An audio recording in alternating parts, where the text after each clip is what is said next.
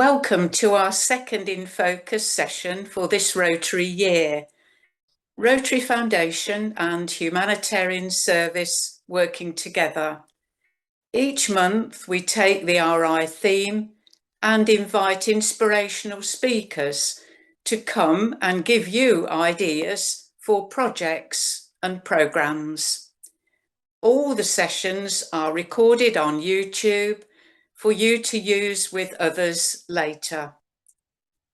This month, our theme is membership and extension, new clubs, new members, and how service projects can bring new members. I'd like to ask Janine if she would introduce our speaker for this evening. Thank you, Janine. Thanks very much, Cheryl. I am absolutely delighted to introduce Lisa Hunter. Lisa, I have known for many years from the very early days of her starting up a Rotaract club in her own town in Bournemouth, and that was part of, or is part of, my Rotary district. Lisa is amazing. She is an amazing humanitarian. She does so much and she projects so much.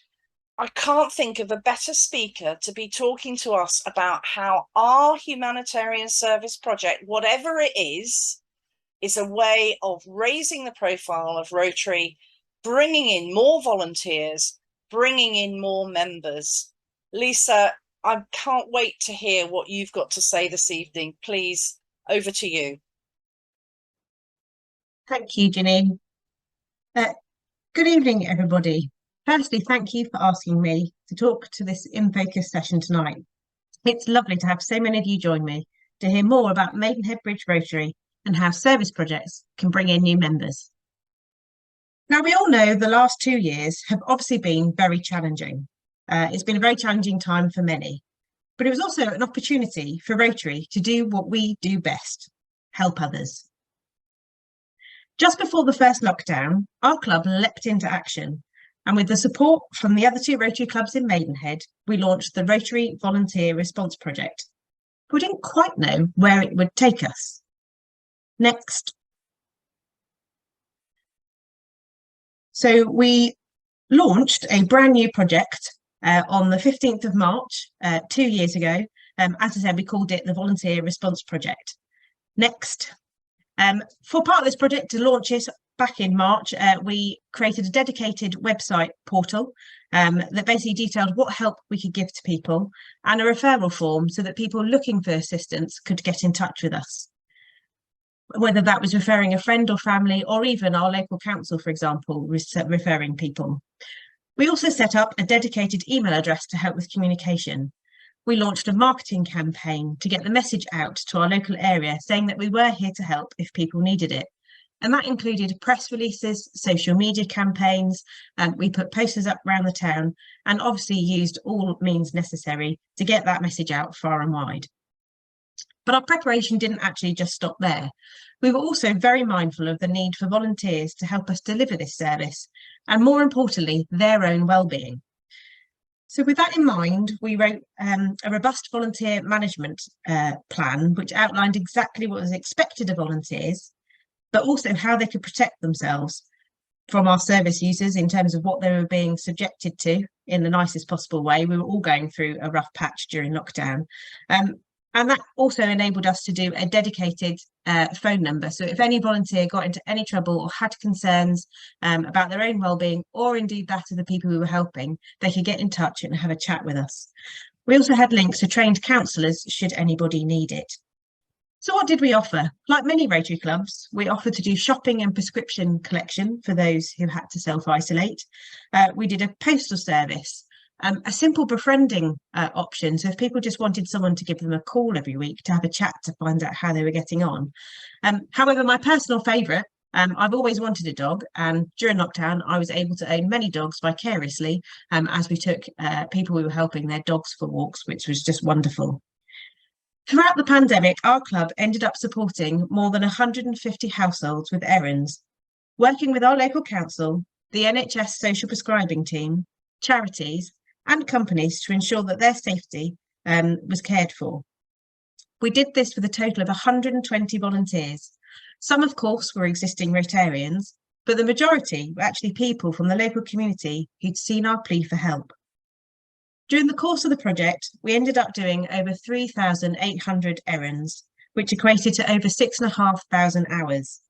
If you use the minimum wage, that converts to a monetary value of just shy of £60,000, which I think is an amazing thing to say that we were able to do.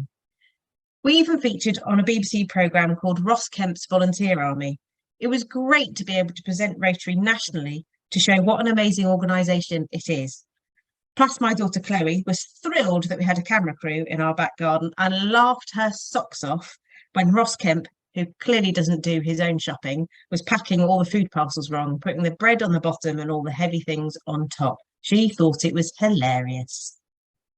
Next. In addition to running errands, we also supported 23 families with weekly food parcels. All families were referred to us either directly by local schools or through charities working to support those in need. For a total of 42 weeks, I went to Lidl and did the mammoth food shop, filling my car to the point where I couldn't see out the rearview mirror, and then transforming my home into a mini supermarket. At this point, Chloe also got involved and helped create all the food parcels ready for collection by our team of 5 Rotary volunteers. Over that period, we delivered more than 1,000 parcels to families who otherwise would have gone without. To bring a bit of fun to this project, we also included special treats such as Easter eggs for Easter, Christmas presents and sweet treats for the festive season, a pumpkin to carve at Halloween, pizza making kits and special baking kits that were included a recipe and all the ingredients needed to make it. I had one mum send me photos of her children making flapjacks using the recipe card and ingredients we'd included in their parcel one week.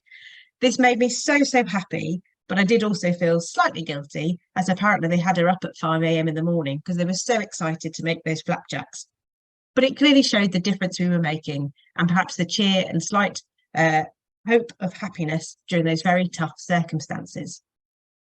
As the children went back to school, we also included various items of stationery and cards wishing all the children good luck. Next. The last element of our support over the last couple of years has obviously been including the Winter Support Grant, helping families struggling to pay for their heating bills, but importantly, giving them the tools and information to manage their household bills better to reduce ongoing costs in the future. Obviously, that's something that I think we're going to be looking at doing again later this year if we can find the funding, given the current cost of living crisis. However, one thing we were totally mindful of during the whole project is ensuring it's sustainable.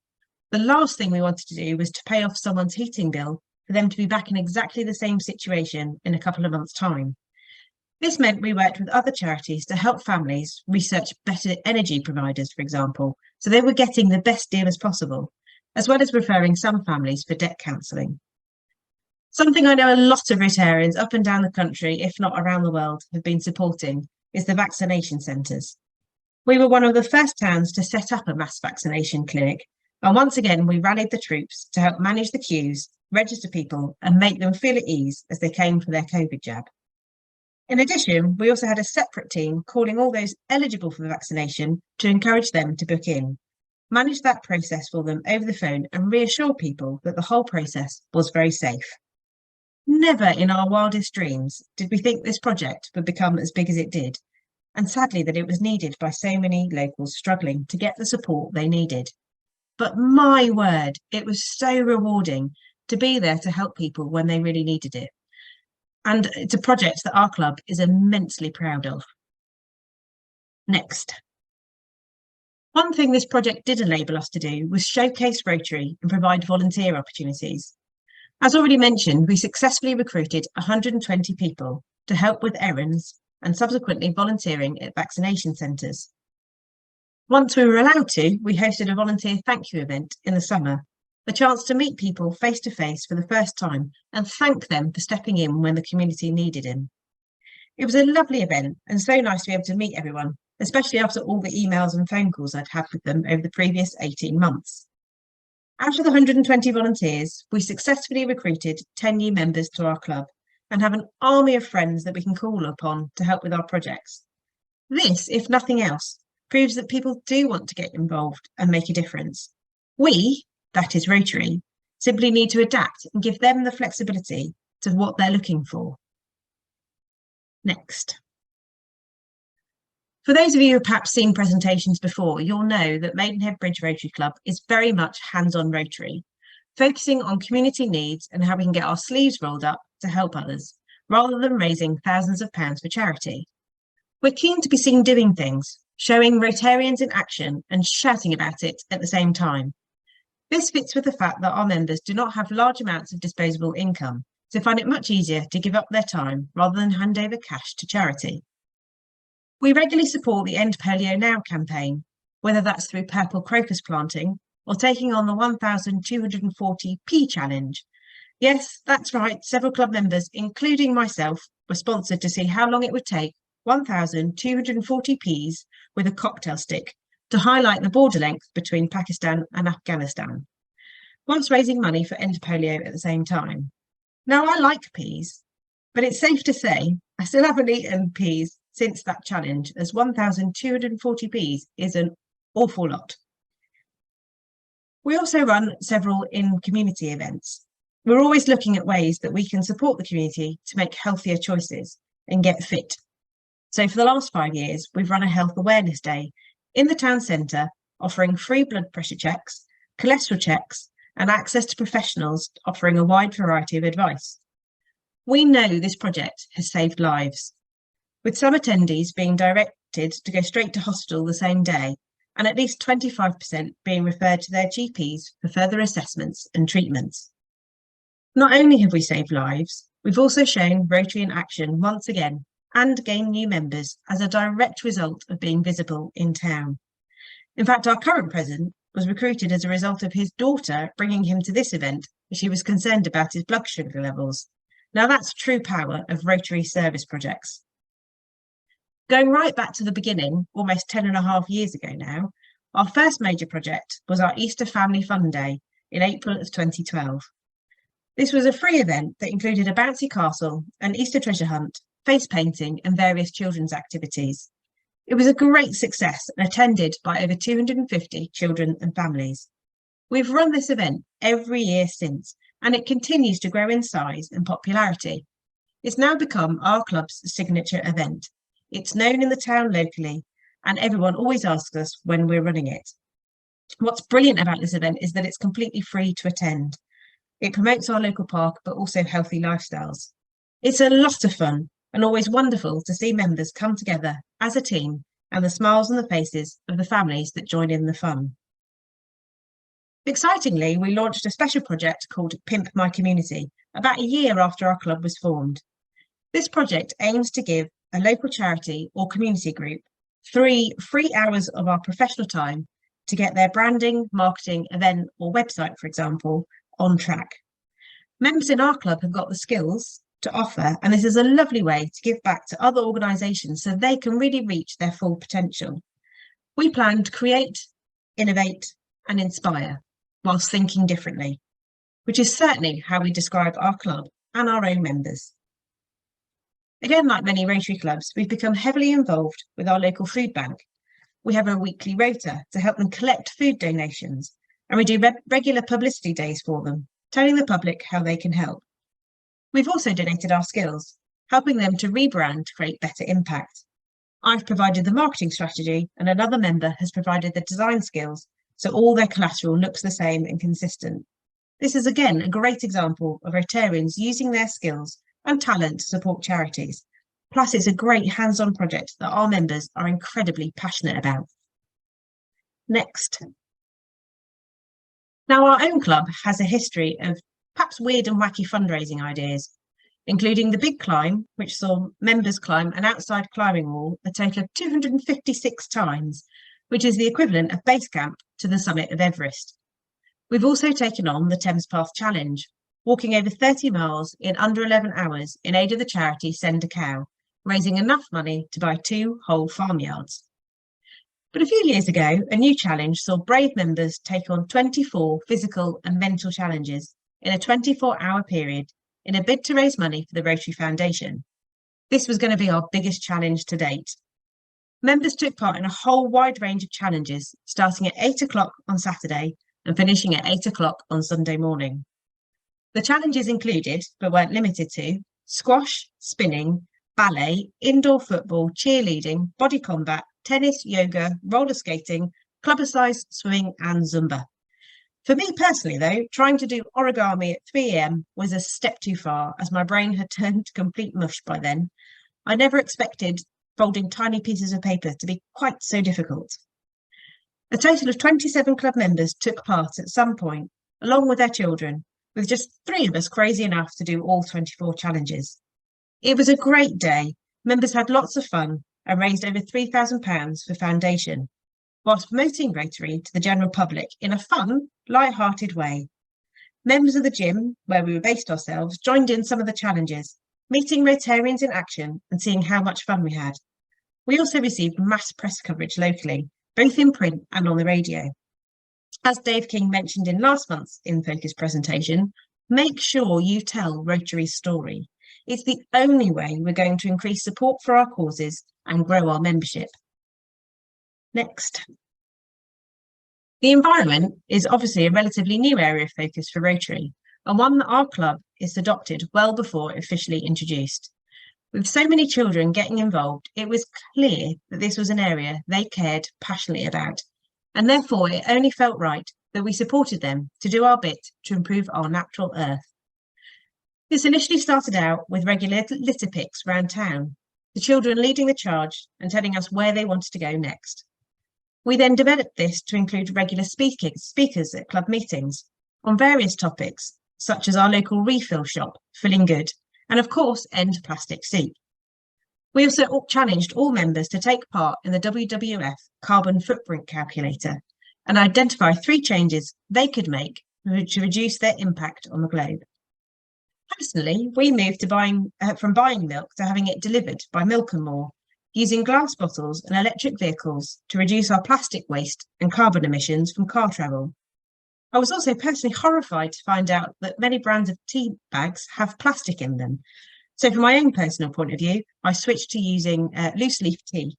Again, another simple change that I knew I could make to make a difference. We're continuing to have top tips on supporting our environment in our club newsletter and on our social media, and are working with the local council to find innovative ways that they can reduce carbon emissions and make sustainability part of everything they do, as well as liaising with third-party contractors they hire to fulfil local services. Our green team is also in the process of developing a simple carbon footprint calculator that we can roll out into the local community to highlight how we can all make a difference. And if we all make small changes collectively, they turn into a massive impact. This avenue of service is enabling us to show how progressive Rotary is. We're leading the way, not following, and encouraging people to get involved to help us come up with new innovative solutions. Again, we're telling our story and encouraging involvement. Next. The Rotary Foundation is obviously a key part of every Rotary club and something that does so much good around the world. As a club, we were able to get a matching grant to support our first major international project, helping us to rebuild a school in Nepal that was flattened by the 2015 earthquake. We've worked in partnership with Copendall Rotary Club in Kathmandu and Farading Rotary Club here in the UK to support the reconstruction of Supani Primary School. The school serves 8 local villages and has 160 children who walk up to 1 hour each day to get to the school. There are 8 teachers there, and most of the buildings, including the schools in the region, were badly damaged by that earthquake, while buildings on average suffered 80% destruction. Phase 1 of the project saw us fund the reconstruction of a 3-classroom teaching block to earthquake resilient standards based on the Nepali government design criteria.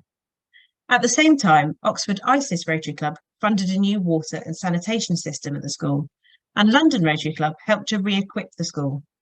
The total investment in phase 1 of the Supani project was £15,750, and it was completed in May of 2019, and highlighted that by working with other clubs and the foundation, just what we can achieve. We've now moved to phase 2 of the project, which includes both infrastructure development and components linked to improving the quality of education. The overall cost of phase 2 is around £20,000. The planned Rotary contribution is £12,500, and again, we're working with other clubs in the UK to raise these funds. Sadly, COVID has slowed things down, but we're continuing to work to see this project completed. Next. However, our involvement didn't just stop with infrastructure. We also formed a partnership with Horak Children's Home, who recognised one of their children had great academic ability, but couldn't afford to continue his higher education. We therefore raised enough funds to sponsor Chandra to continue his education at university level, studying agricultural science. He's now in his second year and regularly sends us updates and has even managed to join us over Zoom at club meetings during lockdown, using the new laptop that we bought for him to help with his studies. Horak relies on donations to pay for their house rent, food and school fees. Up until the pandemic struck, Horak had relied on regular food donations from local people and overseas network, raising donations for volunteers who perhaps worked in the home. We, together with other UK partners, have been supporting the education of Horak students at college and university through the Rotary Partnership for Education project. Next. So growing Rotary post-pandemic. Personally, I see now as the ideal time for us to work hard and grow Rotary. The outpouring of community spirit was phenomenal during COVID. People up and down the country stepped up to help thousands of people in isolation. They volunteered at their local food banks and in some cases started new ones so children wouldn't go hungry. Now is the time for Rotary to capitalise on this newfound volunteer army. We're part of the #1 worldwide organisation. So why do we hide that fact? Be brazen when promoting Rotary. Tell people you need them and want them. If we are indeed leaders who take action, live up to that mantra. So how can we achieve this? Clearly, getting stuff online is the #1 way of doing this. Having engaging social media channels that openly call for new members. Even consider doing paid adverts saying just that. Perhaps host some networking events. Invite community group members, friends, business contacts to a networking night that celebrates local volunteers. Use it as an opportunity to sell Rotary whilst you have a captive audience. My #1 piece of advice is be seen. Get out in your community and do good, and then shout about it.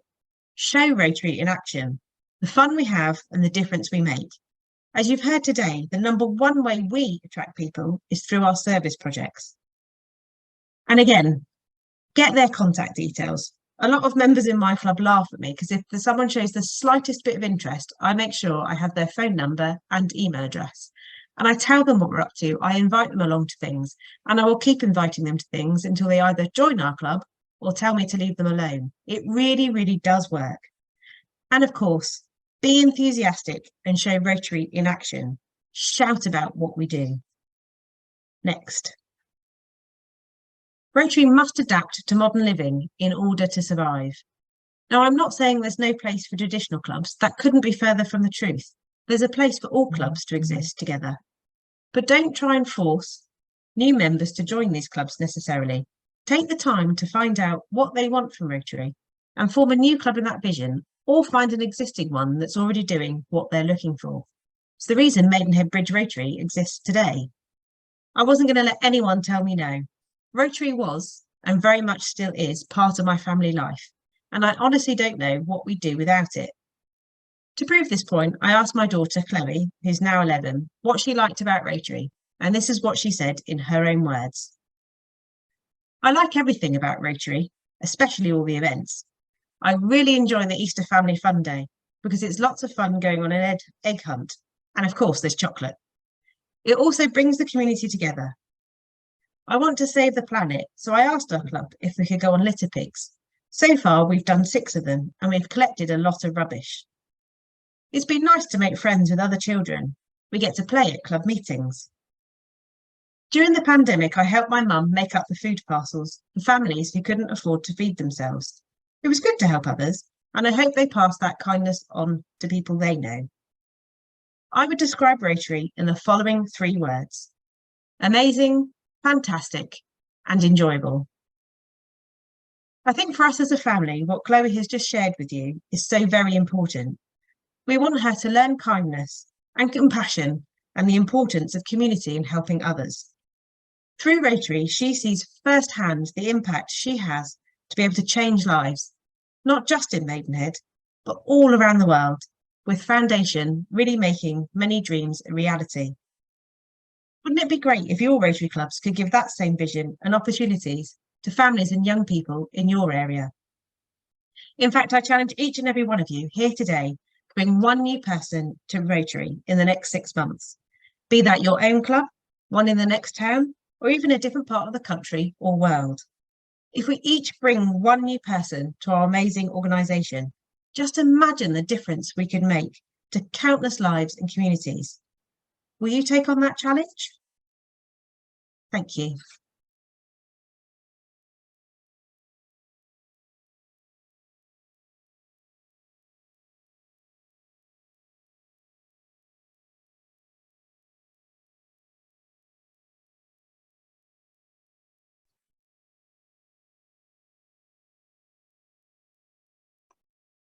Thank you very much, Lisa. That was incredible, actually. It was so informative. Now, we have had some questions sent in ahead of time, which I think you actually answered them, but it's good to go over them again because people do want to know and they're really interested in how you've been so successful in Maidenhead. Caroline Evans and Len Burns, Caroline's District 1080, Len is District 1030, both really asked the same question. That's how realistic is it for clubs with mature membership, a very established club, to actually seek new, active and enthusiastic members? I think it can be a realistic goal to have. You just need to target the right audience. So, for example, if your average age is 70, then don't try and recruit 30-year-olds because it won't work. Aim for those just coming out of retirement, perhaps, and looking for something to do. Once you've got people of that age group in, we'll then look at your late 50s, early 60s and edge it down slowly. It does work that way. And I do think the thing to remember, and it's true of my club, is that actually age is immaterial. It's an attitude. For example, our youngest member is 27 and our oldest member is 73, and we cover the full spectrum in between. So it's very much an attitude, not an age thing. I think it's also important to find projects that you, your members, and indeed your community are passionate about, and then getting involved in those. And as I said before, shouting about it. Show your club in action and people who want to get involved will come to you. And then you know you're attracting the right sort of people that are going to roll their sleeves up and get stuck in. I'd also recommend listening to those new members to find out what projects they want to support and what their passions are. Give them a role that fits those passions and project ideals, and get them engaged right from the beginning. That would probably be my best advice. Fantastic. I'm going to go into another question in a minute, but first, if anyone has any questions from the presentation you've seen tonight, Janine will be taking those and bringing them to Lisa shortly. If you can pop them into the chat, that would be very helpful. Right, so we're going to move on to Irene Overgilvie of District 1020, and she said, can you give ideas for events to create awareness of what Rotary actually is and does? As I touched on in my presentation, I think the environment is a very, very hot topic at the moment, and it does kind of go across all age groups. It's not just limited to young people or old people. It kind of everyone knows that we need to do something about it. So show that Rotary is active in making a difference by doing a local project. As I said, whether that's litter picks, which are dead easy to do. You just need some litter pickers, some black bags and a time and date and where you want to go. So they don't take a lot of organising. Perhaps look at doing some tree planting, or if you've got a river or a stream near you, do some clearance projects. Something that we've done more recently, actually, since we've come out of lockdown, we're an official partner of End Plastic Soup now. So we've done information stands on the high street, just highlighting how much single-use plastic there is in the world and giving tips and advice on how we as individuals can reduce it. People are really interested and engaged, and as we've got them there at an information stand, at the same time we can tell them about Rotary. If you're doing any of those projects, promote them in advance in all the traditional ways, your newspapers, your radio stations, putting posters up around town. I know it sounds archaic, but it does work. And of course, use your social media. Everyone goes online these days to get information.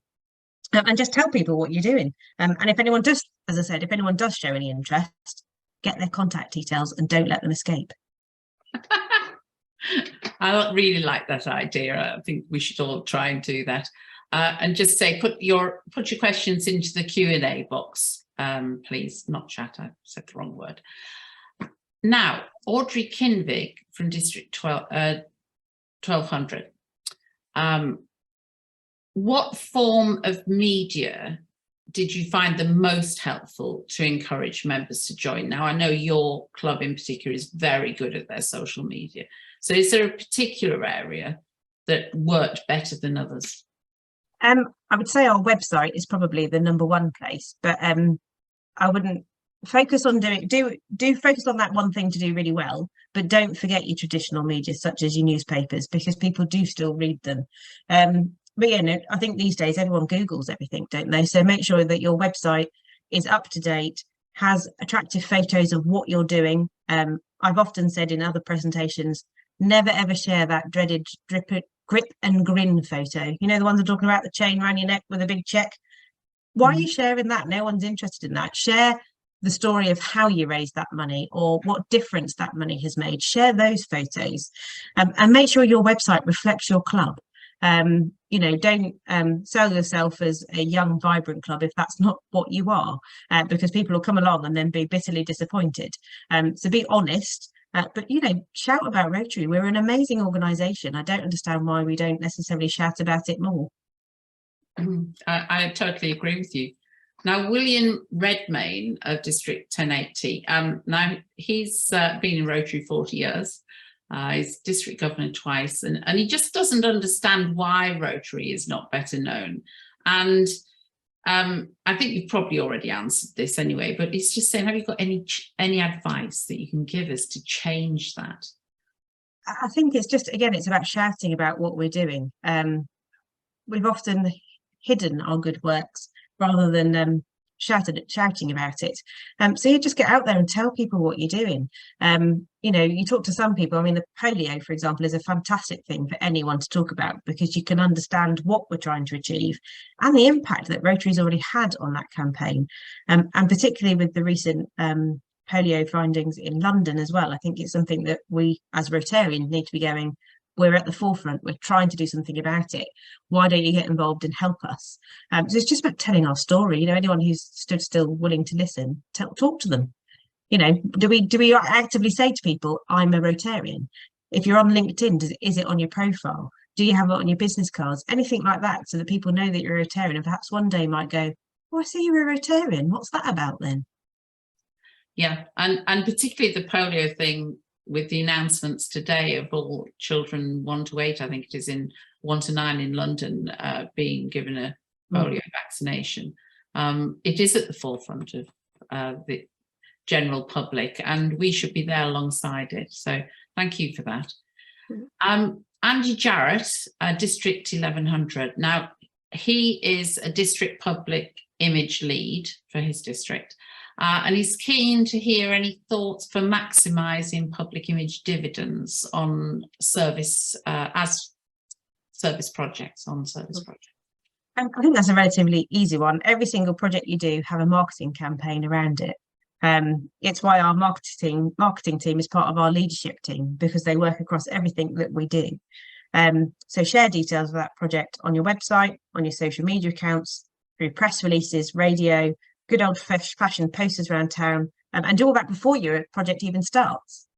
Then once your project is on the go, why not take pictures or even video whilst it's happening? So for example, our Easter Fun Day, we do video shots of what's going on during the day, and we put them out on our social media as and when it happens, so that people see it. And then do everything you did before from that marketing campaign, do afterwards as well, with the pictures to show the results and impact that you've had. Thank you. John Siam, District 1220. Now he's asking for some advice on how to convert project volunteers to members. So you've got them all involved. I think you did address this in your video, but you've got them all involved. How can we actually encourage them to join us, as against just be there occasionally? Firstly, always show your appreciation for their support when they volunteer, when they're actually there in person, but then afterwards always send them an email or follow-up phone call to show that you really appreciate them and value them. It's something that we've done right from day one. We also keep all our project volunteers informed of our activities and invite them along to get them involved and find out more. And also speak to your current members. Ensure they actually go up and talk to them. There's nothing worse than a volunteer or a guest coming along and none of your members even go over and say hello. Go and talk to them, find out what they're interested in, get to know them, invite them to social events. And before you know it, they'll be part of the team and wanting to get involved. And on that front, don't wait for them to ask, can I join Rotary? Ask them, would you like to join Rotary? Be proactive, not reactive. Brilliant. I think you're absolutely right in that. We have to invite them in, don't we? Encourage them. Mark Jones, District 1180, I think you've already addressed his, which is what is the best approach to advertising service projects, but if you just want to reiterate. I would say social media, probably for local projects. Social media is where it's at. Put it on them, set up an event, share on Facebook, for example, and share it. You can also set up events on LinkedIn these days. So if you're looking for professional or company support, then don't forget that as a social media platform that we should all be using as well. And speak to your local reporter, get them on your side, get them to come along, invite them along to the service project, because then you know it's going to get coverage. So just share it far and wide, really. Fantastic. Now, there is one more comment that came in, which is Esther Anderson from Ghana. So you have a very far reach here. She just says she wants to know more. And I think everything we've heard tonight is going to be available. So we'd say, encourage friends to and other members to follow this up and see what's happening. I'm now going to hand over to Janine, who is going to bring any questions and answers, the Q&A session. Janine. Thanks very much, Cheryl, and huge thanks to Lisa. If people actually take the time to listen to what you have been saying, and there's more questions to ask you as well now, there are some real nuggets there, and we've been working with you about tonight, and you've very kindly agreed that you will also share your speaker notes from this evening, and so that will also be available in YouTube. It will be part of one of the links from the YouTube listing once this recording goes on YouTube. Really some amazing hints and tips there. And also from the humanitarian service team's perspective, we're going to be developing and producing for you over this coming Rotary year what we're calling project opportunities. They're maximum 2-page documents with very few words on them, but great hints, tips, where to go for more information. And we will be doing one as a follow-up in the next few weeks from a combined one based on what Dave King had to say to us last time about telling Rotary's story, and what Lisa has said today about using what you do in your service projects to bring in volunteers, to bring in new members. You've touched, Lisa, on an international project that you've been doing in Nepal over several years. Esther from Ghana has actually also put in today's question, she's got a project that she's wanting to do in Ghana. How do you think that she should be going about reaching out to Rotary clubs, say in Great Britain and Ireland or other parts of the world? And she's wanting to be helping her community with training like carpenters, masons, hairdressers, so practical things. Any thoughts on that? One thing I would say is go to the Rotary International website. You can upload project ideas and say that you're looking for project partners to support you. So we as Rotary clubs and individual Rotarians have the opportunity to look at that database if we're looking for a project to get involved with. Make sure you've got the information is all I'm going to say though, because most Rotarians have 1,001 questions about everything in the world. So make sure you've got a project outline which clearly defines what it is you want to do, but more importantly, what support you're looking for, whether that's you're looking to perhaps to do vocational training teams to come out, or whether you're looking for financial support for that training. Just outline that project and again, share it far and wide. And if you've got a particular club in mind that you'd like to work with in another country, contact them directly. We've got access to other clubs' email addresses. Be brazen, go out and ask for it. Thanks very much, Lisa. David Randall is highlighting the fact that big organisations in our communities, whether it's other NGOs, he says calls them so-called anchor institutions like local government, universities, the NHS, even football clubs, etc., have got money and services that they want to offer in social value or corporate social responsibility. You know, how can we tap into that? Have you been able to tap into it? And, you know, what obstacles have you overcome? Interestingly, with the work we did in COVID, I mentioned about winter support grants that we're doing to the local community. We actually had central government funding to run that project, because I've been working with the social prescribing team, which is at NHS, and our local government here during lockdown, because they were getting lots of people asking for help but couldn't do anything. So turned to Rotary and said, we don't know what to do. Can you help? And we went, yeah, of course. What do you need? And because we built up those relationships, when that opportunity came up, they were like, you know who needs help. You're better placed than we could ever be to manage that grant programme. Here's some money. So it's about building those relationships. And interestingly enough, you mentioned a local football club. Maidenhead has got a charitable arm called Magpies in the Community, which is something that's formed out of lockdown.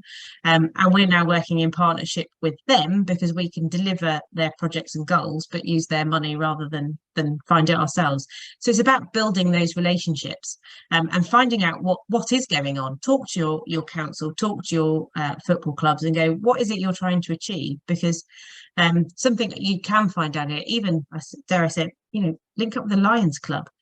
So for example, something we do in Maidenhead is we do prostate cancer checks. 1 year the Lions Club run it, 1 year Rotary runs it, but we do it together, if that makes sense. So just build those links and you'll be surprised at what comes your way. Thanks very much, Lisa. Yeah, some really good points there. And on one thing, don't forget these InFocus sessions are a joint effort between the humanitarian service team and the foundation team. Make sure you're also talking to your district foundation team lead, your district international chairs. What are they aware of? How can you be working together? So use your district team as well. And there may be experience like in Maidenhead Bridge Rotary Club that they could share with another club in your district of how they can access that money, because there is actually a lot of money out there. We're just not great at getting our hands on it within Rotary, and networking should be what we're about. And one of the buzz things we found lately, wellbeing is a massive area. There is loads of funding slopping around in that at the minute. So if you've got a project that ticks that box, you should be able to find funding for it. Absolutely brilliant. And don't forget empowering girls with the football team. Maybe you want to sponsor the local girls football team with the Rotary name all across their shirt. Sorry, I move aside there. Robert Rainbow, he said it's an excellent presentation, which it absolutely is. But he raises the point that how do we tell Rotarians that Rotary is only as good as its last success and the distant past is history? Different question. I'll say excellent question, and I can understand why that's been asked. I guess we're fortunate in that we're only 10 years old this year, so whilst we still have history, it's recent history, I guess, in quite a lot of Rotary Club's eyes. We run workshops with our members to explain that and explain Rotary Foundation, for example, because it's not necessarily, I don't know why it seems confusing to people, but it does. So we run sessions so they understand what that is. And we also run public image sessions. So that dreadful, what is Rotary question? A lot of people go, pause, and we're 1.2 million members, which, I mean, people switch off straight away. So we run a workshop so that our members are able to answer that horrible question of what is Rotary. So I guess it's about making them aware. And, you know, tonight's workshop, or what we've done here at InFocus, why not use it as a speaker opportunity at your club meeting? Don't invite a speaker, show this video to your members. Use the resources that are out there, both within your district, nationally, and on My Rotary, to show what could be, if that makes sense. Yeah, absolutely. And it also sorts of links with a question from Nan McCready from Twickenham. You know, she points out that many clubs regularly give lots of money to other charities. And yet it's about, you know, on your background, we are people of action. how can we encourage those clubs and those charities to actually have Rotary more involved with it, actually being part of that action, or actually getting them to work with Rotary and fund Rotary action projects? I think, hi Nan, lovely to know you're here as well. I think right at the start of each year, we write down our objectives and goals for the year of what we want to achieve in Rotary. And I think that's something that every Rotary club should be doing. Right from day one, we said that we weren't about raising thousands of pounds. We were about rolling our sleeves up and taking action. So yeah, our local Lions Club, we didn't just give them the money for the prostate cancer checks. We help them, we marshal on the day, we roll our sleeves up and get involved, and vice versa. They come and help at our events. So it's about just reaching out and having those conversations with people, because why do we spend our time raising lots of money and then just giving it to somebody else? Surely there's a project that locally that could benefit from that money that Rotary could actually implement and get the recognition for. Very good, very good. Angela has actually just popped a question into the pact that you run sessions on what is Rotary for your own members, which I think is absolutely a brilliant thing to do, because you are so right. Just coming off with those off-pat answers, it's like, ooh, bye. She says, will you please share with us how you do that, your presentation, or maybe we perhaps organise another InFocus session or another mechanism to actually have you sharing that more widely than within your club. What are your thoughts on that? And more than happy to do that. And if anyone does want to get in touch with me afterwards with follow-up questions or other topics they want me to cover, then if you get in touch via my Rotary Club website, that email address comes to me, and I can chat to you more that way. I'm also happy, I'm not sure if it's possible for the team here to share my contact details with those that are online afterwards, but more than happy, because it is that horrible, what is Rotary? How do you answer that question?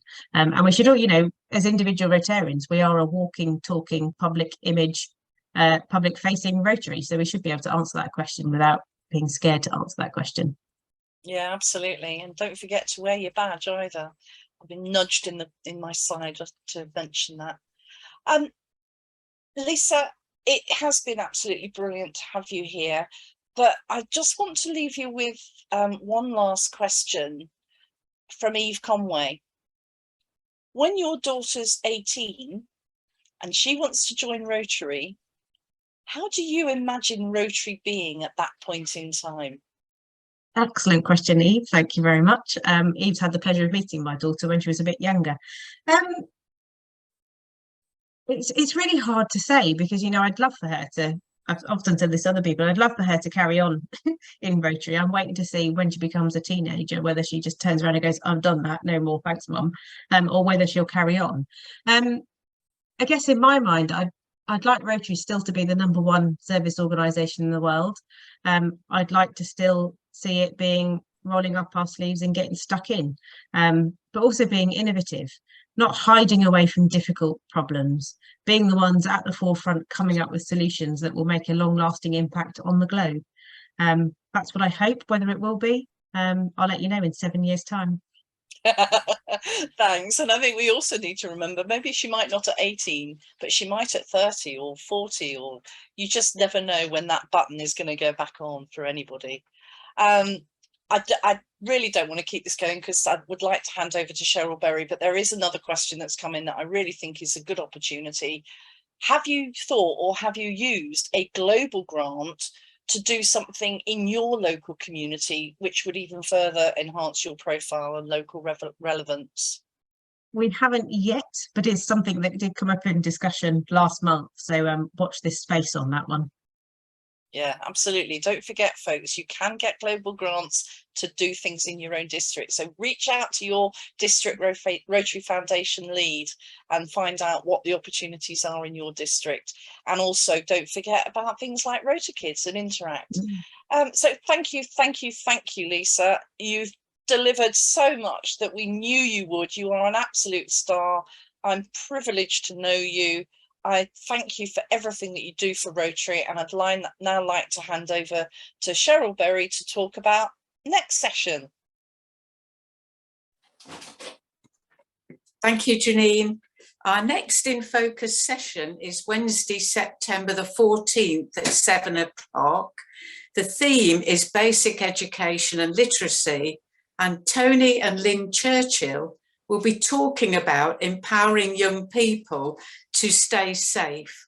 Their watch out books are there to help develop skills and knowledge so that those young people can deal with circumstances around bullying, knife crime, cybercrime, and other areas. We do hope you will join us and encourage others to come along too. Thank you.